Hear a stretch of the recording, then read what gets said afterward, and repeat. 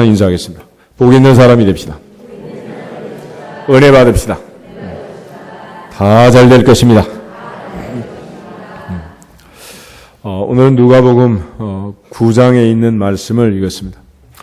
예수님께서 길을 가시는데 사람들이 많이 운집하고 따라오면서 또 예수님이 행하신 많은 기사와 표적과 능력을 보면서 주님을 따라가야 되겠다 결심하는 사람도 있고 또 아닌 사람도 있고 다양한 사람들이 많았는데 그 중에 한 사람이 주님 어디 가든지 저는 오늘부터 주님만 따라가겠습니다. 그때 예수님이 하신 말씀은 여우도 굴이 있고 궁중에 새도 집이 있는데 인자는 머리 둘 곳도 없다. 나 따라와 봐야 집 한 칸 마련하기 어려우니까 마음 돌려먹어라. 그리고 또 다른 사람에게 너는 나를 따르라. Follow me. 이 사람이 나로 먼저 가서 그러면 내 아버지 장사진에게 허락해 주십시오. 아버지 장례식 치르면 그 다음에 가겠습니다. 그죠? 죽은 자를 장사하게 하고 너는 가서 하나님의 나라를 전파하라. 그렇게 말씀하셨습니다. 따르겠다는 사람에게는 따라오지 마라 그러고 싫다는 사람에게는 따라와라. 이 말씀을 하세요. 또 그 말을 듣고 있던 한 사람이 내가 주님을 따르겠습니다만은 나로 먼저 가서 내 가족을 작별하게 허락하소서. 인사 정도는 해야 되지 않겠습니까? 그런데 주님께서 놀랍게 손에 쟁기를 잡고 뒤를 돌아보는 자는 하나님 나라에 합당하지 않다라고 말씀을 하십니다. 우리가 세상을 살다 보면 하고 싶은 일이 있고 해야 할 일이 있습니다. 내가 바라는 일도 있고 바람직한 일도 있습니다. 내가 좋아하는 일이 있는가 하면 좋은 일이 있죠.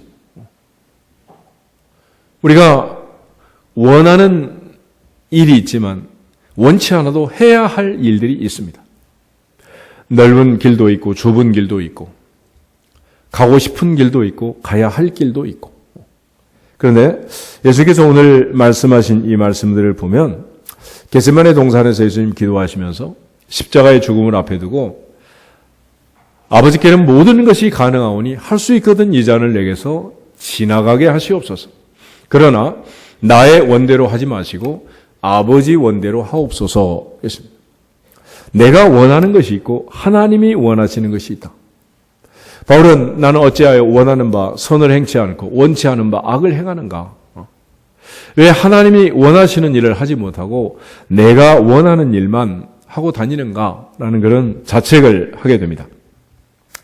오늘 예수께서 강조하신 이 말씀들은 우리 인생의 우선순위를 강조해 주는 말씀인데 결국은 살면서 어떤 일을 먼저 할 것인가, 먼저 차지할 것인가, 또는 먼저 사용할 것인가, 먼저 선택할 것인가, 먼저 먹을 것인가, 먼저 쓸 것인가.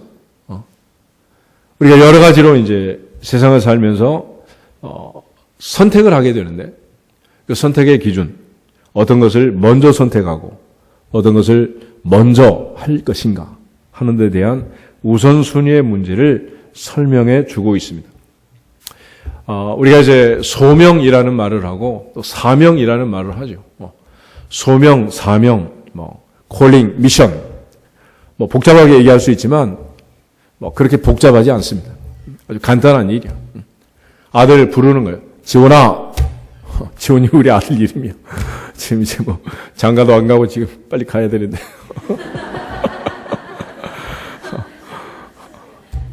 문제는 부르면 오잖아요. 왜 불렀습니까? 슈퍼에 다녀와라. 그건 미션이야, 미션, 사명. 하나님이 우리를 부를 때 모세야, 너의 선 곳은 거룩한 땅이니 내 발에서 신을 벗어라. 하나님 왜 불렀어요? 애굽에 가라.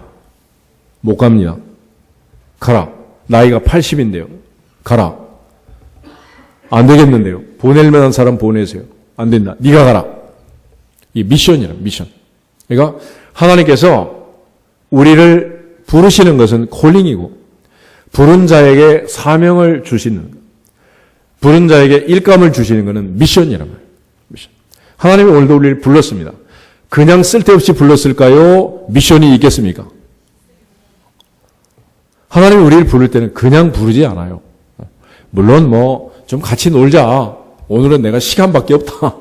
그래가지고 하나님이 나하고 놀자고 부를 수도 있긴 있겠지. 그렇지만 하나님께서 사람을 부를 때는 반드시 미션이라는 게 있는 거예요.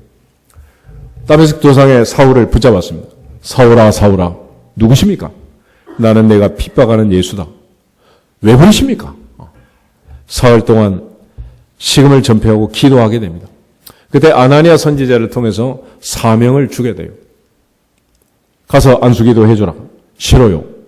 왜? 내가 듣자하니 이 사람 아주 못된 사람이고 여기도 크리스찬을 잡아 죽이려고 공문 가지고 온다는 소식을 들었는데 그런 사람을 위해서 내가 왜 기도를 해야 합니까? 싫습니다. 아니다. 가라. 그 사람은 이방인을 위하여 택한 나의 그릇이다. 할렐루야. 그래서 바울은 자기를 부르신 그 부름 앞에 사명을 위해서 살아갔던 사람이에요. 오늘 하나님 앞에서 내 사명이 무엇인가를 알면 우선순위가 아주 분명해집니다. 근데 사명감이 없이 그저 좋은 게 좋은 거고 돈이나 많이 벌어서 인생을 즐겁게 살고 그렇게 끝내기를 원하면 묘비에 쓰는 것이 결국 먹다 죽다 이 정도 그 비문을 쓴 정도로 인생을 산다면 무슨 의미가 있겠어요? 그런 사람은 우선순위가 별로 그렇게 중요하지 않습니다. 잠을 먼저 자든지 일을 하든지 안 하든지 아무것도 중요하지가 않아. 그러나 하나님 앞에서 소명을 받고 사명을 받아 사는 사람은 우선순위가 너무도 분명하다는 거예요. 먼저 그의 나라와 그의 의를 구하라. 그래야만 이 모든 것을 너희에게 더하시리라. 아멘. 그래서 이러한 미션을 가지고 살아가는 그 삶의 여정에서 우리가 어떤 우선순위를 가지고 결정할 것인가. 그래서 첫 번째 사람과 예수님의 대화 속에서 배울 수 있는 원리는 예수님께서 내가 어디로 가든지 따라가겠습니다. 라는 사람에게 여우도 굴이 있고 공중의 새도 집이 있지만 인자는 머리 둘 곳도 없다. 이렇게 말하는 것은 순간적으로 감정적으로 결정하지 말라는 어떤 일이든지 순간적으로 감정적으로 결정하지 말아라. 그런데 우리는 대부분의 일들을 결정할 때 어떤 감정적인 결정을 많이 합니다. 또 우리나라 사람들은 감성이 풍부해서 또 은혜 받으면 금방 그냥 눈물을 바가지로 흘렸다가 기분 나쁘면 그냥 뒤통수에 대고 그냥 구시렁구시렁 뒷담화를 깠다가 사람들이 들어갈 때 마음, 나올 때 마음이 다르대. 특별히 우리나라 말에만 있는 말 같은데 시원섭섭. 그건 두 가지는 공존할 수 없는 상태잖아요. 공존할 수 없는 마음의 상태인데 시원섭섭이야. 어제는 수지 수정교회 목사님 은퇴식이고 오늘은 이제 그 동대문 제일교회 목사님 은퇴식 갔다 와야 되는데 한평생 사역을 하고 물러가시는 그분들의 마음 한마디로 시원섭섭인 것 같아요. 그런데 이게 시원하면 시원하고 섭섭하면 섭섭해야지 어떻게 시원하기도 하고 섭섭하기도 하고 공존할 수가 있겠어요. 이 미묘한 델리케트한 감정을 우리나라 사람들은 동시에 가지고 있습니다. 이게 사실이야. 그래 안 그래? 딸 시집 보내면 시원해요 섭섭해요? 시원섭섭. 동시야. 뭐든지. 그렇지? 이게 한 가지만 감정이 딱 두드러지게 드러나면 좋지만 그러지가 않다는 거예요. 요즘 한류가 세계를 지금 흔들어대고 있는데 그 이유는 여러 가지가 있지만은 첫째는 코리아가 가지고 있는 스토리가 있다는 스토리. 50년, 60년 전만 해도 세계에서 제일 못 살던 나라가 원조를 받던 나라가 이제는 다른 나라를 도와주는 원조하는 나라가 되고 세계 열강의 틈바구니에서 기죽고 살던 나라가 이제 우뚝 선 이런 나라가 됐단 말이에요. 이 스토리 자체가 사람들을 감동시키는 거예요. 예를 들어서 노래를 부를 때 물론 노래를 잘 부르는 가수가 노래를 부를 때 감동을 받겠지만 어떤 스토리가 있는 사람이 나와서 노래를 부르면 감동 받아요, 안 받아요? 못 불러도 받는 거야. 이게 한류라는 겁니다. K-팝이 무슨 노래를 굉장히 잘합니까? 싸이의 노래 들어봐. 말춤을 추는 그 노래가 그게 노래예요. 그런데도 세계를 들었다 놨다 하는 이유는 뭐냐? 코리안이기 때문에. 스토리가 있잖아, 스토리가. 그래서 감동을 주는 거예요. 그래서 요즘은 스펙이 중요한 게 아니라 스토리가 중요하다 그러잖아요. 왜 관광지에 가면은 별로 팻말도 아무것도 없습니다. 거기에 스토리를 쓰나, 스토리를. 이 땅은 무슨 땅이다. 이 지역은 무슨 지역이다. 어떤 일이 있었고, 어떤 장군이 지나갔고, 어떤 전쟁이 있었고, 어떤 사람이 이곳에 살았고. 스토리가 있단 말이에요. 바로 그 스토리가 사람을 감동을 시키는 겁니다. 그런데 우리는 많은 스토리를 가지고 있지만 그걸 스토리텔링을 못하고 그저 묵혀놓은 경우가 너무 많아. 그렇게 따지면 우리나라는 전설 따라 삼천리. 동네마다 스토리가 있어요, 보세요? 다 있어요. 나무 한 그루에도 다 스토리가 있는 거야. 그게 이제 감동을 주는 거지. 그래서 또 하나 우리나라의 드라마 같은 영화 같은 경우는 이게 무슨 미국 영화처럼 스펙타클하고 수백만 불의 세트장을 빌리고 서울을 빌려가지고 촬영을 하고 이렇게 하는 게 아니잖아.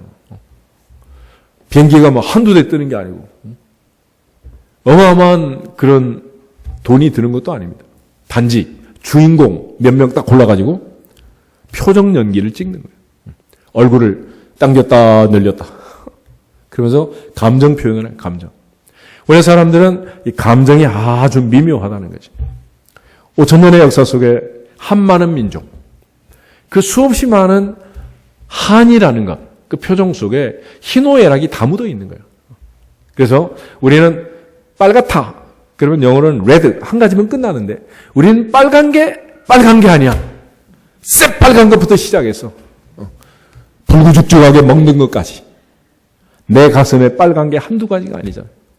그리고 서락부터 내장산까지 물들인 이 단풍의 색깔이 빨갛지만 않잖아요.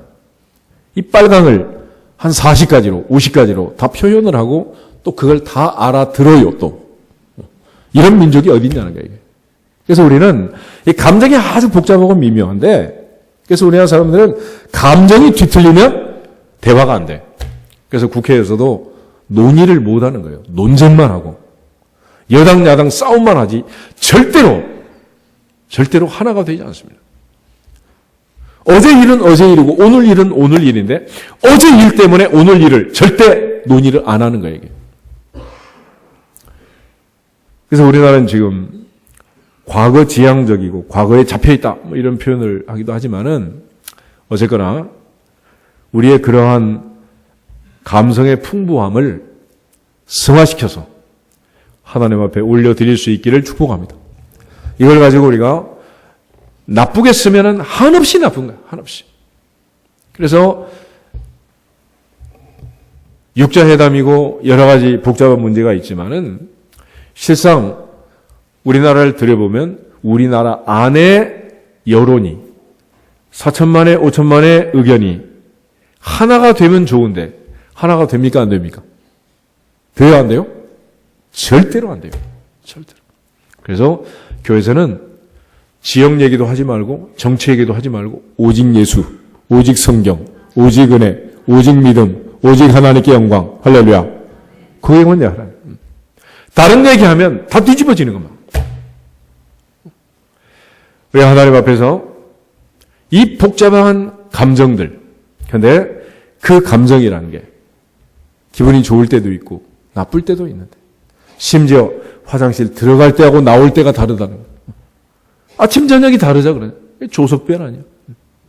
이렇게 변화무쌍한 감정의 근거에서 주님이 주시는 미션을 사명을 수행하겠다고 야무지게 결단하고 결심하면 된다 안 된다?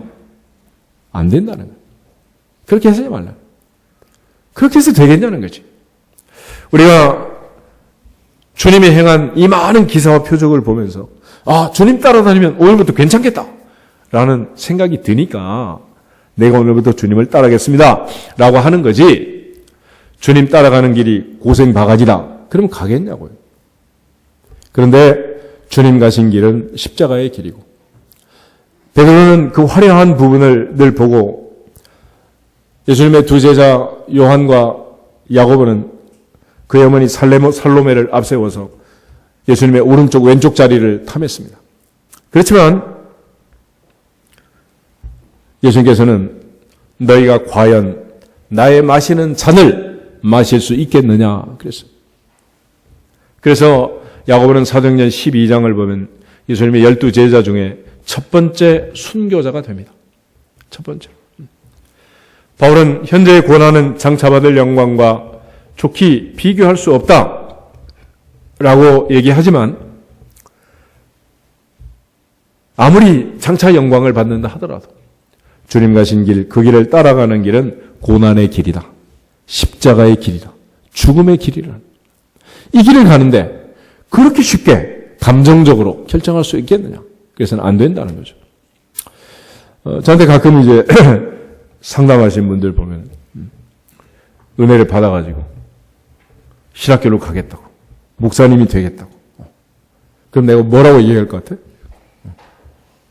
여러분 목사님이라면 뭐라고 얘기해 줄 것 같아요? 나는 한마디로 절대 안 된다. 안 된다 그래, 안 된다. 왜냐하면 내가 안 된다고 아무리 말해도 사명이, 소명이 진짜로 있고 하나님이 진짜로 부르셨으면 불러갈까요? 내버려 둘까요? 당연히 불러가지. 그런데 사명도 미션도 없이 감정적으로 가겠습니다 하는 애한테 가라! 그리고 안수기도 해주면, 가서 고생 바가지로 하면, 틈만 나면 누구 원망할까? 내 원망하지 않겠어. 그래서 형제자매들 시집 장가갈 때 참견하지 마시고 참관만 하시기 바랍니다. 구경만 하면 되는 거예요. 아들딸 취직할 때도 밀어붙이면 평생 누구 원망해? 그래서 우리나라 사람처럼 핑계를 많이 대는 민족이 없대. 오죽하면 핑계라는 노래를 부르겠어.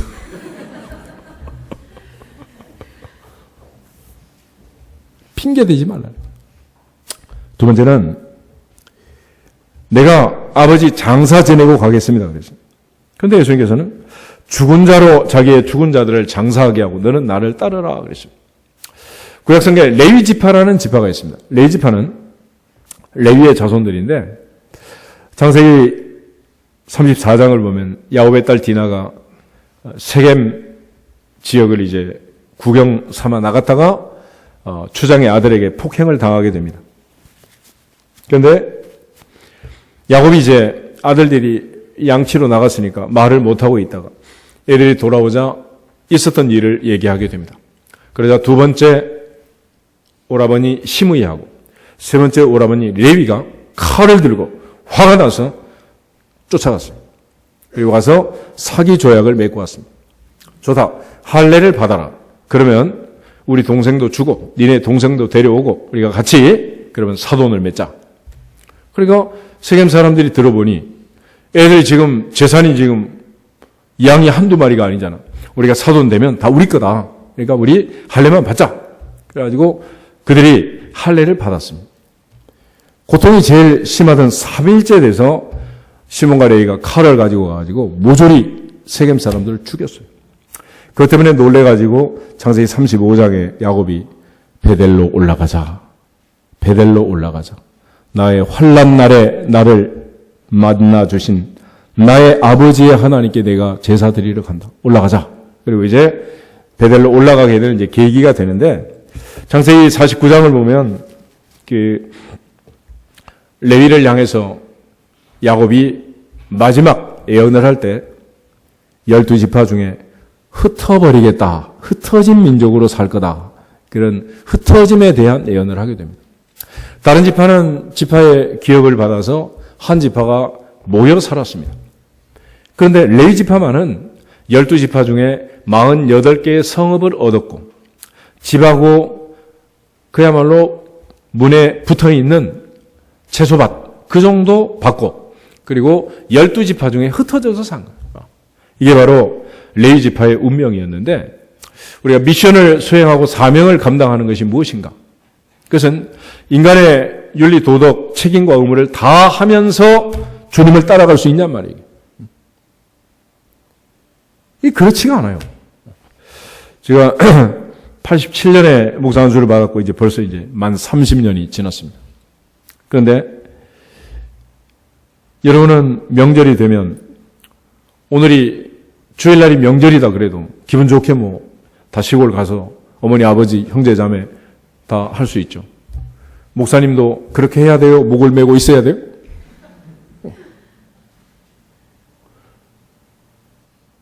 이게 도대체 뭐 때문이냐는 건 뭐예요?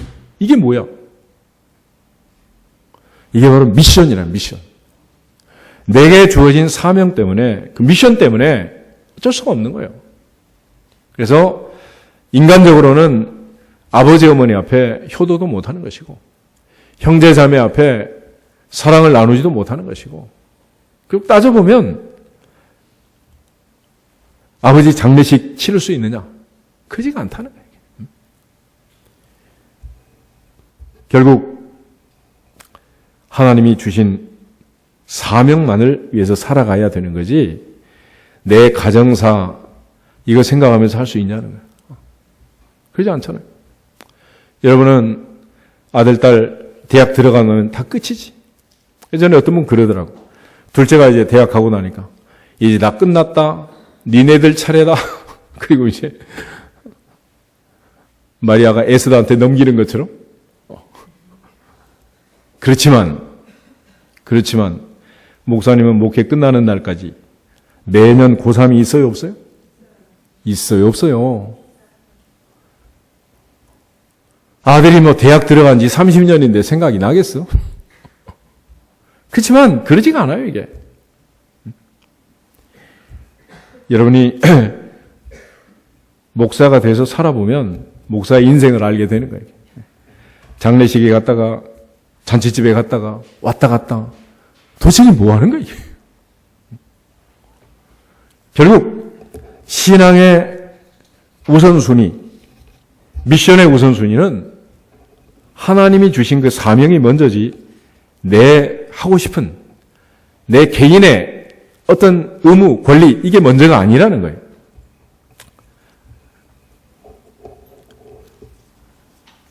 그래서 사도 바울은 주 예수께 붙잡히받은 그것을 잡으려고 쫓아간다. 그렇게 말을 합니다. 사도행전 20장 한번 찾아보겠습니다. 사도행전 20장을 보시면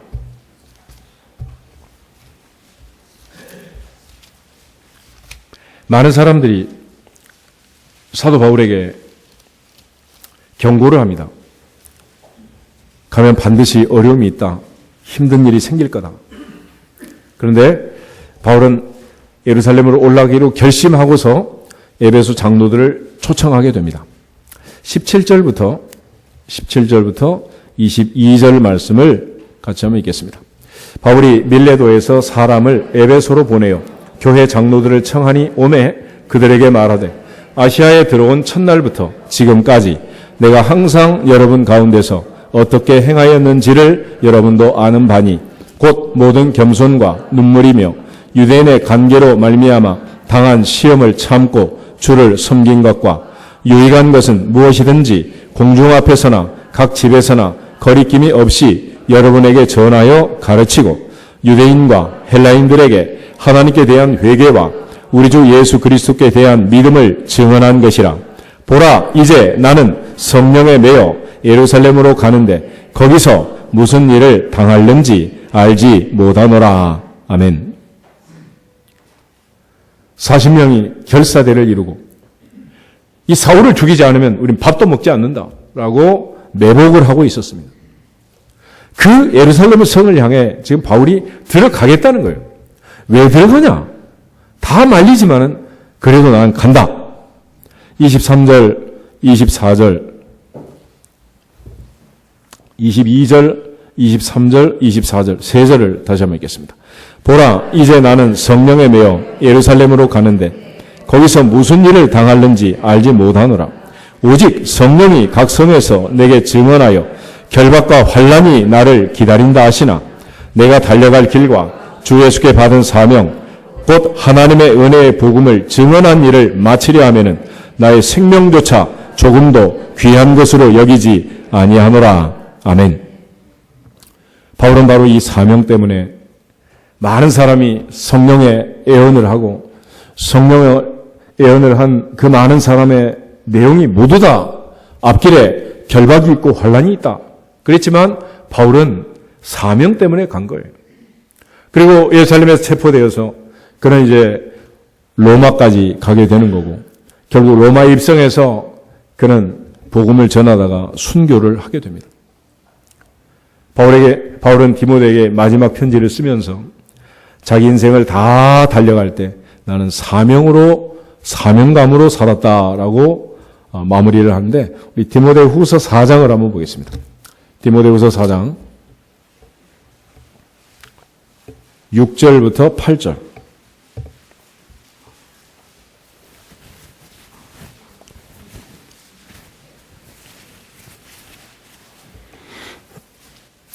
디모데후서 4장 6절부터 8절을 보겠습니다. 전제와 같이 내가 벌써 부어지고 나의 떠날 시각이 가까웠도다.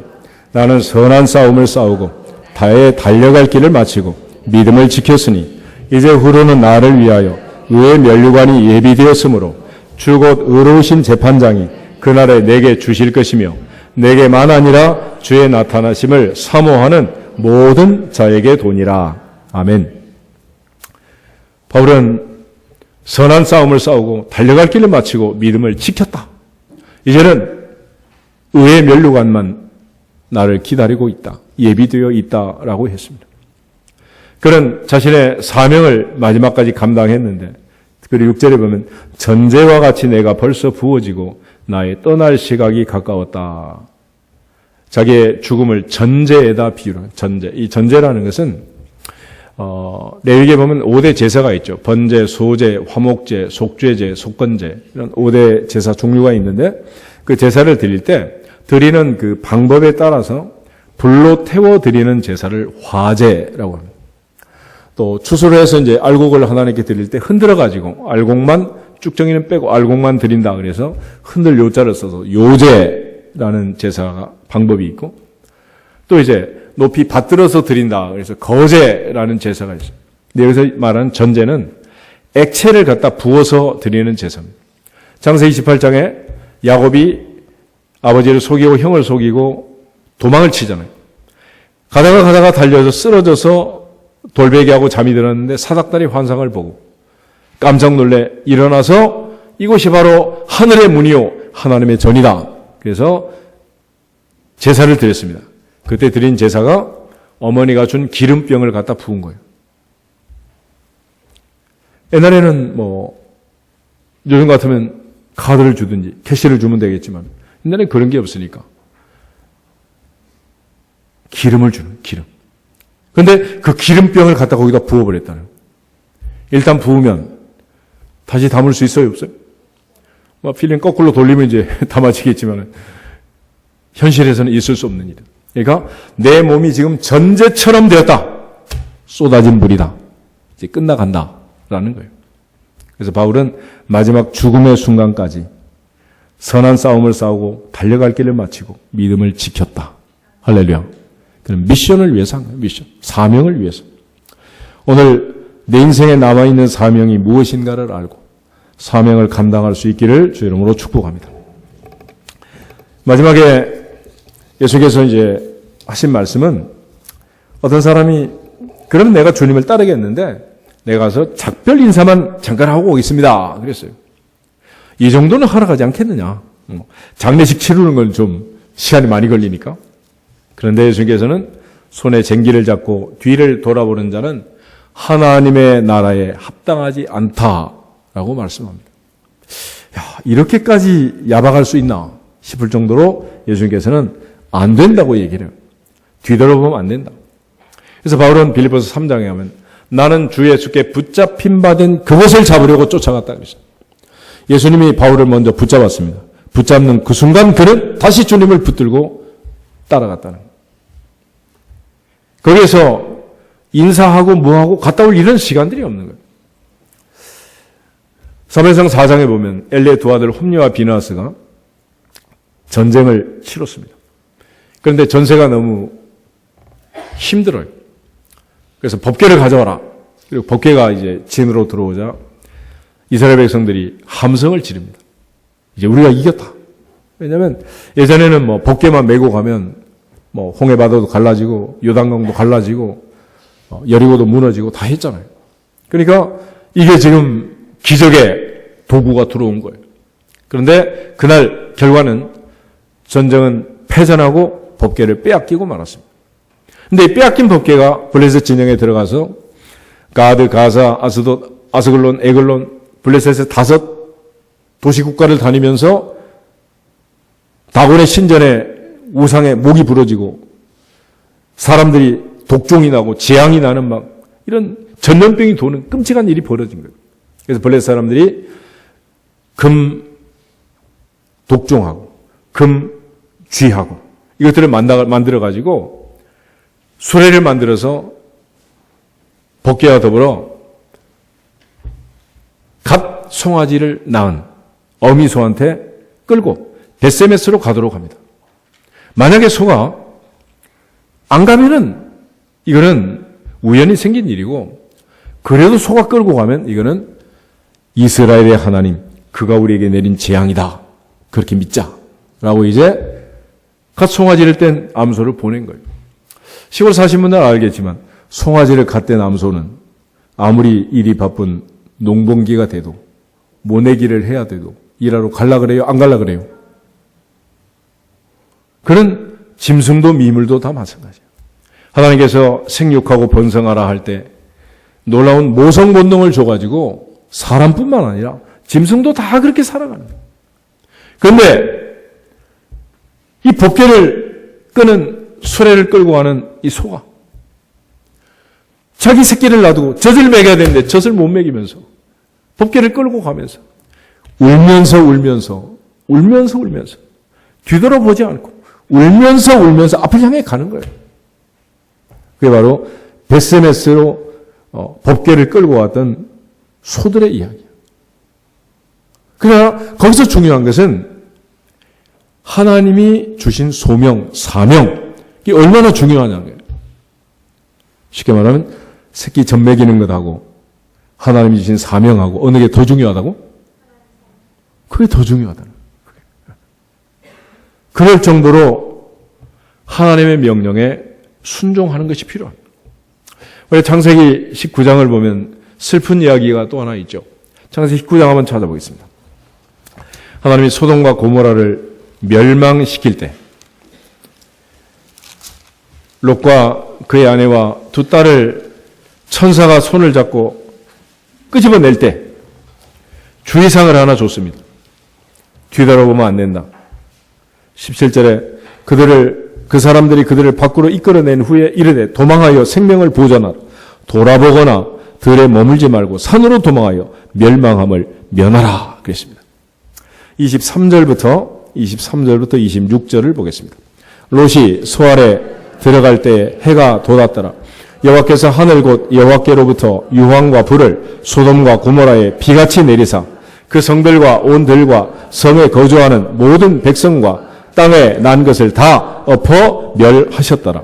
롯의 아내는 뒤를 돌아보았으므로 소금 기둥이 되었더라.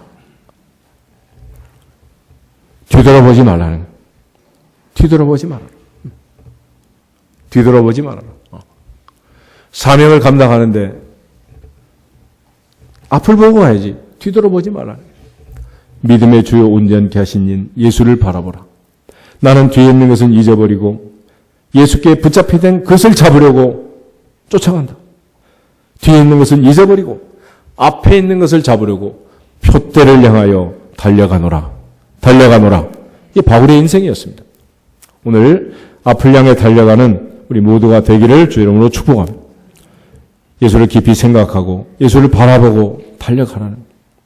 예수께서 작별 인사도 허락하지 않았는데 실제로 그런 일이 사실은 있었어요. 열왕기상 19장을 한번 보겠습니다. 열왕기상 19장을 보면 엘리야가 엘리사를 부를 때 엘리야는 엘리사를 불렀는데 그때 당시 엘리사는 무엇을 하고 있었느냐? 19장 19절부터 21절을 보겠습니다. 열왕기상 19장 19절부터 21절. 엘리야가 거기서 떠나 사밧의 아들 엘리사를 만나니 그가 12결의 소를 앞세우고 밭을 가는데 자기는 12째 결의 소와 함께 있더라. 엘리야가 그리로 건너가서 겉옷을 그의 위에 던졌더니 그가 소를 버리고 엘리야에게로 달려가서 이르되 청하건대 나를 내 부모와 입맞추게 하소서. 그리한 후에 내가 당신을 따르리이다. 엘리야가 그에게 이르되 돌아가라. 내가 내게 어떻게 행하였느냐 하니라. 엘리사가 그를 떠나 돌아가서 한 결의 소를 가져다가 잡고 소의 기구를 불살라 그 고기를 삶아 백성에게 주어 먹게 하고 일어나 엘리야를 따르며 수종되었더라. 아멘. 그러나 집에는 갔더라 못 갔더라? 예수께서 말씀하신 것처럼 엘리사는 12결의 소를 가지고 밭을 갈고 있었습니다. 얼마나 중요한 일이에요. 그런데 엘리야가 그를 불렀습니다. 겉옷을 던졌단 말이에요. 그런데 엘리사는 소를 가지고 농사 짓는 거 이거 포기하겠습니다. 그런데 집에 가서 어머니 아버지 굿바이는 하고 내가 지금 이렇게 됐으니 지금 떠납니다. 인사는 해야 되지 않겠냐는 거예요. 그런데 그것도 지금 허락을 안 하는 거예요. 어떻게 보면 참 냉정한 거 아니겠습니까? 우리가 하나님 나라의 일을 한다는 것은 암소가 송아지를 떼어놓고 수레를 메고 벳세메스로 가는 것처럼 엘리사가 12결의 소를 가지고 농사를 짓다가 다 팽개치고 그 소 잡고 그 쟁기 가지고 화목 삼아서 제사 드리고 주님을 따라갔습니다. 갈릴리 바다에 베드로, 요한, 안드레, 야고보 그물 던지고 고기 잡다가 주님께서 나를 따르라 말하자 부물과 그물과 부친을 버려두고 따라가니라. 다 버려두고 따라갔다. 버려두고. 그것이 바로 주님이 가신 길이고 우리가 가야 할 길이다. 마태복음 10장 37절 8절을 한 번 더 보겠습니다. 마태복음 10장 37절 38절.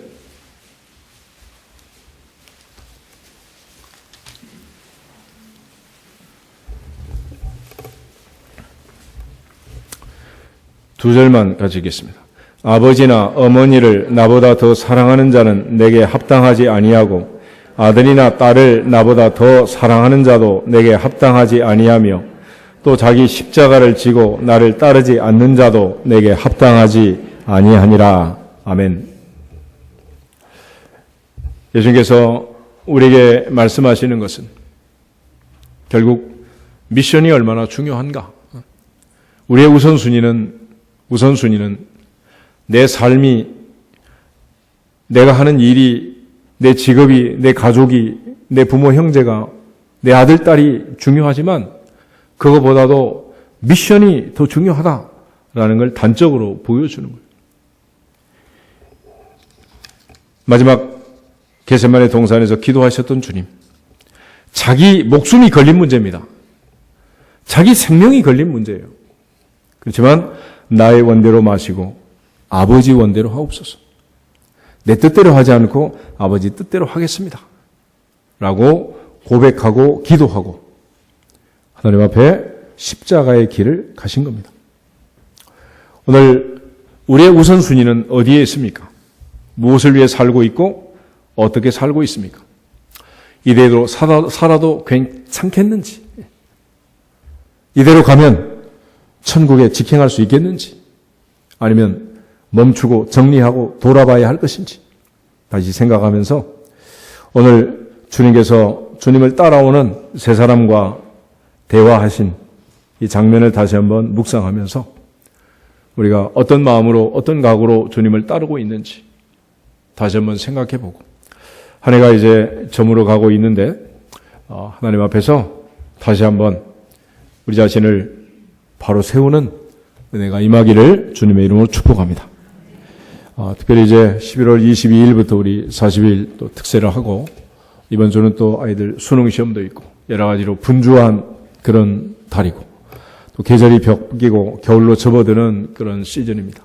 하나님 앞에서 다시 한번 우리를 부르시고 우리에게 주신 사명이 무엇인가를 먼저 생각하면서 하나님께서 이 땅에 우리를 보내실 때 이 땅에서 우리가 해야 할 사명이 무엇인지 또 하나님께서 아직 나를 남겨놓으신 이유가 결국은 사명 때문이라는 걸 아시고 모세가 120세지만은 눈이 흐리지 않고 귀가 어둡지 않고 기력이 쇠하지 않고 그냥 건장하게 마지막 날 느보산 꼭대기까지 올라갔습니다.